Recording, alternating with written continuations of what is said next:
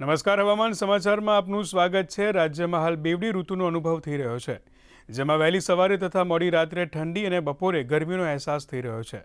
ત્યારે હવામાન વિભાગના જણાવ્યા અનુસાર રાજ્યમાં મોટાભાગના જિલ્લાઓનું તાપમાન 14થી 17 ડિગ્રી વચ્ચે નોંધાયું છે। રાજ્યમાં સૌથી ઓછું તાપમાન કચ્છના નલિયામાં 14 ડિગ્રી અને રાજકોટમાં 14.5 ડિગ્રી નોંધાયું છે।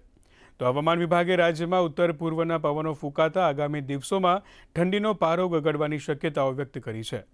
તો બીજી તરફ હવામાન વિભાગ દ્વારા આજે તમિલનાડુ, પુડુચેરી અને કરાઈકલમાં ભારે વરસાદની આગાહી કરવામાં આવી છે, જ્યારે આગામી 3 દિવસ સુધી કેરળ અને માહેમાં પણ ભારે વરસાદની આગાહી છે। તો રાજસ્થાન, છત્તીસગઢ, ઝારખંડ, મહારાષ્ટ્ર, મધ્યપ્રદેશ, મરાઠવાડા અને ઉત્તર પ્રદેશમાં શીત લહેરની શક્યતાઓ છે। આ દરમિયાન રાષ્ટ્રીય રાજધાની દિલ્હીમાં હવાની ગુણવત્તા ખૂબ જ ખરાબ શ્રેણીમાં રહી છે, જેમાં કેન્દ્રીય પ્રદૂષણ નિયંત્રણ બોર્ડ અનુસાર દિલ્હીમાં સરેરાશ હવા ગુણવત્તા સૂચકાંક 385 નોંધવામાં આવ્યો છે।